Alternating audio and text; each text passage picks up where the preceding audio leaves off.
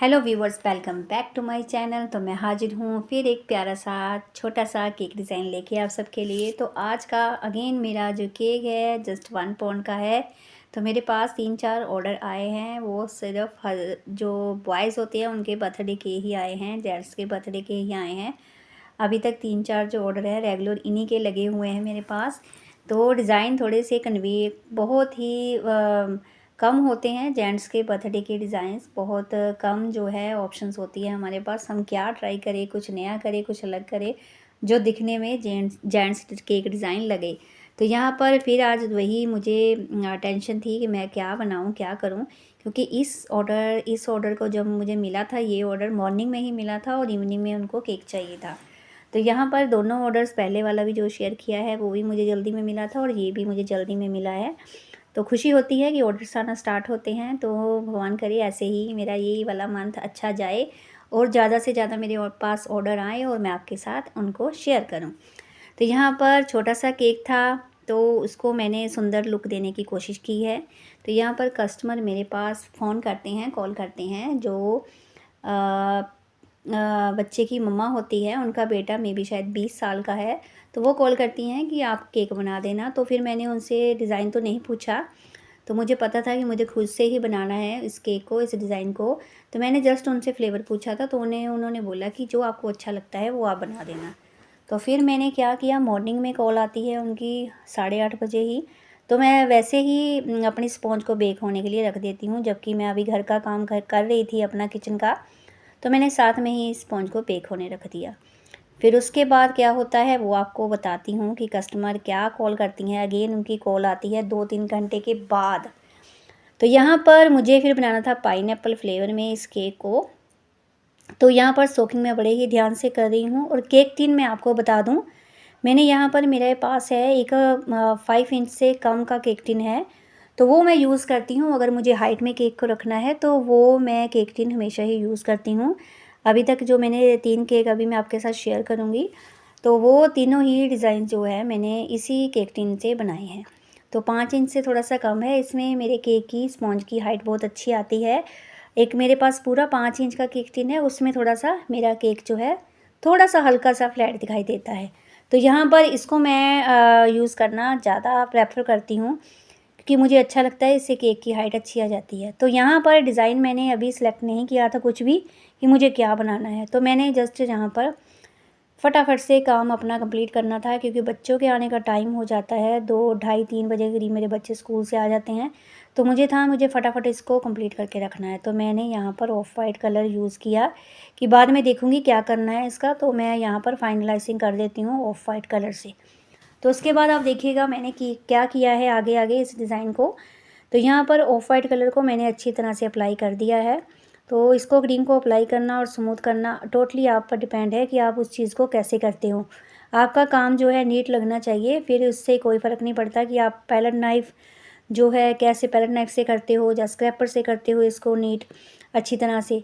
ठीक है, तो वो टोटली आप पर डिपेंड है। तो आप कहीं से भी देखिए, कहीं से भी सीखिए इस चीज़ को, तो आप उस चीज़ को कर पाएंगे।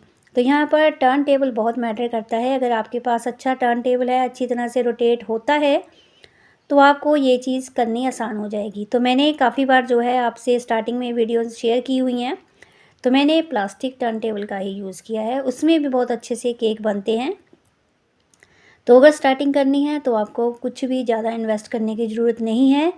तो अगर आप चाहेंगे तो वो वीडियो मैं जल्दी आपके साथ शेयर करूँगी कि आपको अगर बेकिंग शुरू करनी है, केक्स ऑर्डर लेना स्टार्ट करने हैं या जस्ट अपने खुद के लिए केक बनाने हैं, तो आप क्या-क्या चीज़ें यूज़ करें। तो वो वीडियो भी मैं जल्दी ही कोशिश करूँगी कि मैं शेयर करूँ आपके साथ। तो यहाँ पर टॉप पर मुझे बनाना था सॉइल पैटर्न। तो फिर मैंने पहले सोचा कि मैं इसको जो है, जो हमारा पैलेट नाइफ आगे से नैरो होता है उससे बनाती हूँ, तो वो उससे अच्छा नहीं बना। तो फिर मैंने अगेन दूसरा अपना पैलेट नाइफ यूज़ करके उससे मैंने यहाँ पर सॉइल पैटर्न बनाया था। तो अब क्या होता है वो बताती हूँ आपको कि कस्टमर अगेन मुझे कॉल क्यों करते हैं। जब मैंने स्पॉन्ज बेक कर ली होती है तो कस्टमर का 3-4 घंटे, जबकि मॉर्निंग में उनका 8-9 बजे फ़ोन आता है और अगेन वो 12-1 बजे के करीब मुझे कॉल करते हैं कि तूने केक तो नहीं बना दिया। मैंने बोला हाँ जी, मैंने तो बना दिया, आधा काम मेरा हो गया है। तो जबकि मैंने सिर्फ स्पॉन्ज ही बेक की थी। तो मैं अगर बोलती कि मैंने जस्ट स्पॉन्ज बेक की है, तो वो अगर आगे से कुछ बोल देते तो मुझे प्रॉब्लम होती। तो फिर मैंने बोला कि नहीं, नहीं मैंने तो आधा काम कर दिया है उसका। तो उन्होंने बोला कि नहीं, मेरी बेटी बोल रही थी कि आपको मैं चॉकलेट फ्लेवर बनाना था, आपने क्या बोल दिया है। तो फिर कह रही कह उन्होंने बोला कस्टमर ने कि अब हो सकता है चॉकलेट। मैं कहा नहीं मैम, नहीं हो सकता है, क्योंकि जो स्पॉन्ज है वो पाइनएप्पल में बन चुकी है और अब मैं उसको चॉकलेट में कन्वर्ट नहीं कर सकती हूँ, तो अब नेक्स्ट टाइम कभी बना लेना। तो फिर वो बड़ी जो थी उदास हो गई कि मुझे पता नहीं था कि मेरे बच्चे को चॉकलेट में चाहिए। तो हम फर्स्ट टाइम जो है दे रहे हैं ऑर्डर आपको। और बेकरी से वो केक काफ़ी साल पहले उन्होंने खाने छोड़ दिए हैं, तो कुछ रीज़न की वजह से। तो फिर मैंने जो है उनको बोला कि कोई बात नहीं, आप फिर नेक्स्ट टाइम कभी भी जब ऑर्डर करना तो मैं चॉकलेट आपको बना कर दूँगी, तो अभी आपको पाइनएप्पल ही लेना पड़ेगा। तो उन्होंने बोला चलो कोई बात नहीं है, बट इसका रिव्यू बहुत अच्छा आया था, कस्टमर को बहुत टेस्टी लगा केक। जबकि उनकी बेटी जो चॉकलेट केक खाती है, उनको ये पाइनएप्पल भी बहुत टेस्टी लगा। तो उनके जो गेस्ट थोड़े से आए थे घर पर, घर के ही थे उनके, तो उनको बहुत ही केक हमारा ये टेस्टी लगा। तो यहाँ पर डिज़ाइन देखिए, फिर मैंने क्या सोचा क्या करूँ अब। फिर मैंने यहाँ पर बरगंडी कलर और टेल कलर यूज़ करके यहाँ पर ब्रश की हेल्प से क्रीम को अप्लाई किया था। तो जैसे कि मैंने बताया कि मेरे बच्चों के आने का टाइम हो रहा था, तो फिर मैंने क्या किया, फाइनलाइजिंग जो ऑफ वाइट कलर की थी वो करके जस्ट रख दी थी। फिर उसके बाद मेरा 2 घंटे का 1.5 घंटे का ब्रेक हुआ था।